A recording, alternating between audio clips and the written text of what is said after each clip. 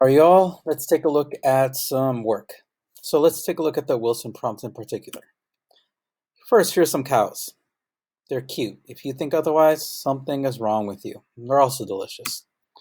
So let's take a look at the prompt first before we get into things. So here we go. The two passages below, both written by noted contemporary scientist Edward O. Wilson, appear in Wilson's book, The Future of Life. In the passages, Wilson satirizes the language of two groups that hold opposing attitudes about environmentalism. Read each read each passage carefully. Then write an essay in which you analyze how Wilson's satire illustrates the unproductive nature of such discussions. Primary issue was understanding the rhetorical situation. Many people didn't recognize the satire. And so what ended up happening is many students just accepted the characterization of the opposing groups and either just agreed or disagreed with that characterization. And so what we failed to acknowledge, though, is that those weren't accurate portrayals of these groups of people. They were caricatures used to highlight their language. Okay, that was the key thing. And so what we need to do is slow down the reading, really pay close attention to the prompt. Something we established before all this happened was that with the rhetorical prompt, they give you the rhetorical situation that's all there. You just have to be very careful about your reading of it. So let's take a look at the prompt again. And one last thing, remember the key thing is to analyze the language. I'll come back to that in a little bit. So we're going to reread this and we're going to look at the rhetorical situation. So here's the prompt. The two passages below, both written by noted contemporary scientist Edward O. Wilson, appear in Wilson's book, The Future of Life. So he's the speaker. He's a scientist. That's essential to know. He also wrote a book called The Future of Life, and that's important, so we'll come back to that in a little bit. In the passages, Wilson satirizes the language of two groups that hold opposing attitudes about environmentalism. And so this really becomes our occasion. Here he's really talking about the debate between these two opposing groups. In particular, the language between these two groups. And it's clear in the reading of the passage, as well as just this prompt, the fact that it says that Wilson satirizes it, is unhappy with their language use. Who's our audience here? I think there's a couple options that we have. First, we can say it's people who are concerned about science in the future based on the book that Edward O. Wilson wrote, The Future of Life. But because Wilson also writes about environmentalists and what he calls people first critics, we can also say the audience is them in particular. So we've got a little wiggle room here. The purpose here, it's right there for you. There's no secret about it. Wilson satirizes the language, and so his purpose is to satirize. But of course, when we look at satire, we do want to consider what's the motive behind it? What does the author Wilson really want to happen? Okay, people read the satire, we laugh at these two groups of people, the caricatures of them, but so what? What does he really want of these groups of people? That's something to consider. And lastly, the subject, well, it's right there in the prompt. Wilson satirizes the language of the two groups that hold opposing attitudes about environmentalism. Read each passage carefully, then write an essay in which you analyze how Wilson's satire illustrates the unproductive nature of such discussions. Again, this goes back to this debate between these two groups of people, in particular looking at the language used during this debate. Again, this is probably one of the more difficult prompts. One, it's about satire that some students just still struggle with, and I understand satire is not easy.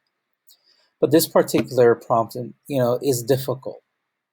I do also want to point out that there are a couple other things that would steer you the right way. Notice the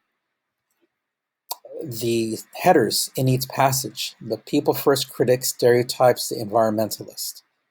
Then the environmentalist stereotypes the people first critics. Keyword in both of those headers is stereotypes. And so that should have been the clue that we're not getting accurate portrayals of these individual groups of people. We just see how each one of them is portraying each other negatively. And this is part of the thing. This is one of the things that Wilson is criticizing here, then satirizing. So really slow down, make sure you understand the rhetorical situation before you move forward. Something I do want to highlight, Marc Robles really did understand rhetorical situation, and so I want to highlight what he wrote. This is the opening of his first body paragraph. He writes, Wilson begins by describing the point of view expressed by capitalists who see environmentalists as threatening to the economy. I like that quite a bit. He doesn't say people first critic. He says capitalist, but that works. I think it's accurate, description of those people. But I like the way he phrases it perfectly, describing the point of view expressed by the capitalist. Let's go on to that second sentence. He states from the point of view of the capitalist. So he makes really clear that these are not Wilson's actual ideas. He is writing in a persona. He's pretending to be both groups of people in order to exaggerate their language, exaggerate their character. So if we look at the rubric, many people scored a 2 because he didn't accurately respond to the prompt. That's just what it was.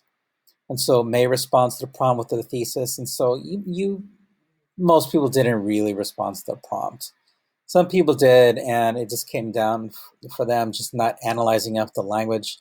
It's clear that most people understood the text, how each group was criticizing one another, but we need to take it a step further and look at it, how it functions as a satire.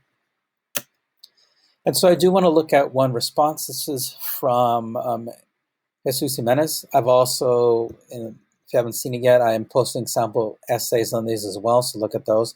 But I want to point out Jesus because I think he did a pretty good job here, and I think he did everything that I was looking for.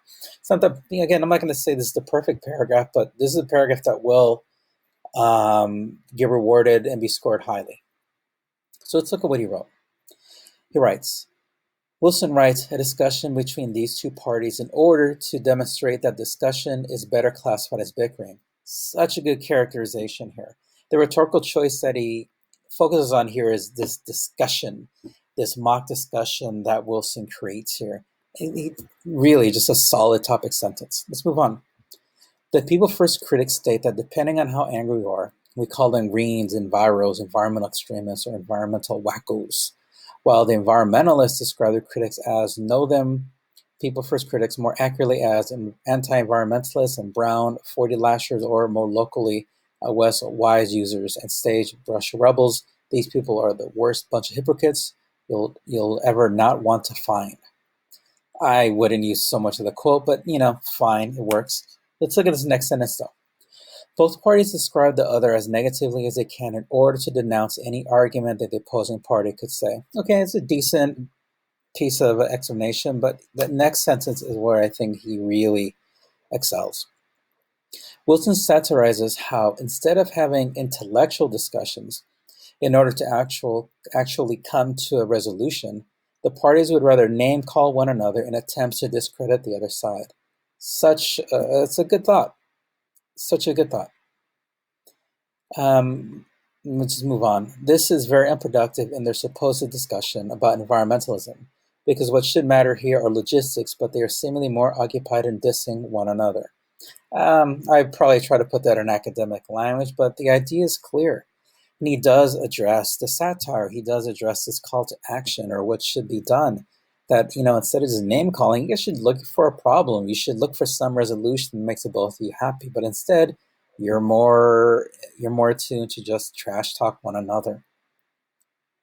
So I can point out a couple things that we'd fix here, but those last few sentences and that topic sentence is so strong. So it's just a good job here. I'm proud of you, and that'll be it for the day. So you do have an assessment coming. Good luck with that.